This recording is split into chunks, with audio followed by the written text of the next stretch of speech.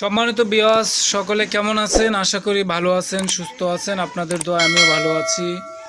আজকের ভিডিওর বিষয় হচ্ছে 800 স্ট্যান্ডার্ড 800 ওয়াটের অ্যাম্প্লিফায়ার কিভাবে আপনারা দীর্ঘদিন ব্যবহার করার পরে আমাদের মনে হয় যে 800 ওয়াটের সাউন্ডের প্রেশার কমে গেছে বা সাউন্ডের গতি কম হচ্ছে, এরকম ধারণা যদি মনে হয় তাহলে আপনারা কিভাবে এই স্ট্যান্ডার্ড সেট যে ট্রানজিস্টরগুলো রয়েছে সেই ট্রানজিস্টরগুলো আপনারা কিভাবে না খুলে একদম সেটিংস থাকা অবস্থায় যেভাবে আছে এইভাবে রেখে আপনারা কিভাবে ট্রানজিস্টরগুলো চেক করবেন আজকের ভিডিওতে আমি দেখাবো আপনাদের। এই পজিশন বা এই পদ্ধতিতে আপনারা ট্রানজিস্টরগুলো চেক করবেন। তো আসুন আমি আপনাদেরকে দেখাই দিচ্ছি কিভাবে আপনারা ট্রানজিস্টরগুলো না খুলে একদম যে অবস্থায় সেটিংস রয়েছে সেই অবস্থায় রেখে আপনারা কিভাবে ট্রানজিস্টরগুলো চেক করবেন। আসুন আমি আপনাদেরকে ধীরে ধীরে একের পর এক দেখিয়ে দিচ্ছি। তো বন্ধুরা, আপনাদের কাছে আমার ছোট্ট একটি রিকোয়েস্ট, আপনি যদি আমার চ্যানেলে নতুন দর্শক হয়ে থাকেন তাহলে অবশ্যই চ্যানেলটি সাবস্ক্রাইব করবেন, আর ভিডিওটি ভালো লাগলে অবশ্যই একটি লাইক করুন। আপনার কোনো বিষয় জানার থাকলে বা ভিডিও সম্বন্ধে আপনার কোনো মতামত থাকলে অবশ্যই আমাকে কমেন্ট করুন। আপনার কোনো বিষয় যদি জানার থাকে তাহলে আমাকে কমেন্ট করবেন, আমি চেষ্টা করব ভিডিওর মাধ্যমে আপনার সেই কমেন্টের জবাব দেওয়ার জন্য আর আপনার সেই সমস্যাটি সমাধান করে দেওয়ার জন্য। তো বন্ধুরা দেখুন, 800 ওয়াট 800 স্ট্যান্ডার্ড 800 ওয়াটের মধ্যে মূলত 5 5 10 এদিকে 10টি, নিচে আছে 10টি, মোট 20টা ট্রানজিস্টর রয়েছে।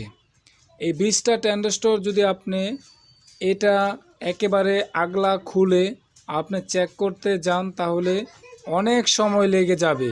আর আমি আপনাদেরকে এই ভিডিওর মাধ্যমে দেখাবো না খুলে যে সেটিংস আছে এই সেটিংস রেখেই যেভাবে আছে এই অবস্থায় রেখেই আপনারা কিভাবে চেক করবেন আমি আপনাদেরকে সেটি দেখিয়ে দিচ্ছি, বলে দিচ্ছি।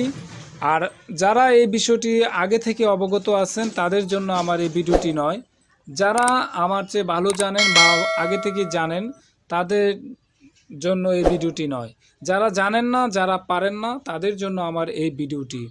তো বন্ধুরা আসুন আমি দেখিয়ে দিচ্ছি কিভাবে আপনি এই কাজটি করবেন নিখুঁতভাবে।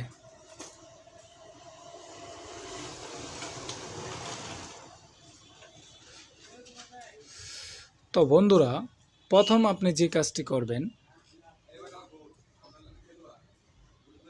স্ট্রেঞ্জার মেশিনটি আপনারা লাইন দিবেন, কারেন্টের লাইন দিবেন। তো আমি কারেন্টের লাইন দিচ্ছি না, আমি শুধু আপনাদেরকে হাতে দেখিয়ে মুখে বলে দিচ্ছি আপনারা কিভাবে কি করবেন। তো বন্ধুরা প্রথম এভাবে অন করবেন, অন করার পরে এখানে লাইন আসবে, লাইন আসার পরে আপনারা কি করবেন, একটি স্পিকারের কেবল সেট করবেন। এই যে আমারটা অলরেডি করা আছে, দেখেন এই যে একটি স্পিকার তার সেট করে আপনারা করবেন কি, যে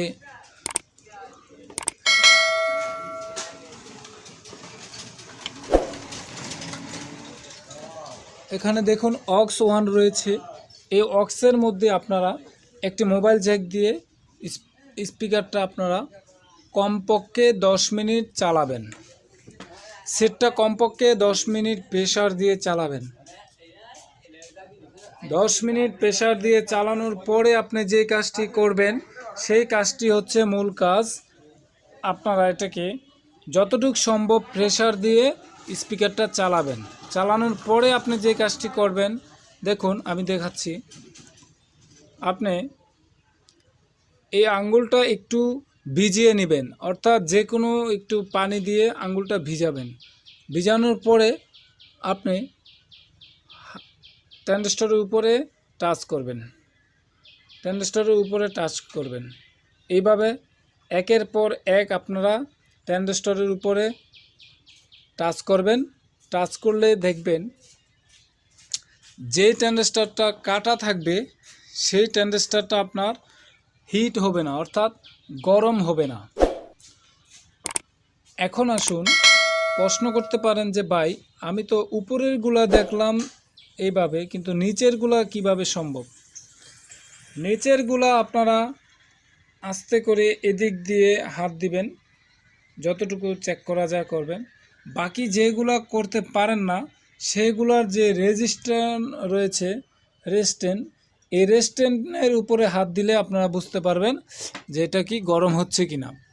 যদি রেস্টেন্ট গরম হয় তারপরেও বুঝতে পারবেন যে ট্যান্ডেস্টরটা ভালো রয়েছে। অর্থাৎ যদি ঠান্ডা থাকে তাহলে আপনার ট্যান্ডেস্টরটি কাটা, আর যদি গরম হয়, গরম হলে আপনি বুঝতে পারবেন নিশ্চিত আপনার ট্যান্ডেস্টরটি ভালো রয়েছে। তো বন্ধুরা, এই হচ্ছে আজকের ভিডিওর মূল বিষয়। ট্যান্ডেস্টর চেক করার যে পদ্ধতি না খুলে আমি আমার ক্ষুদ্র জ্ঞান থেকে আপনাকে পরামর্শ দিয়েছি। যদি এই পরামর্শ অনুযায়ী আপনি কাজটি করেন তাহলে আশা করি আপনি রেজাল্ট ভালো পাবেন।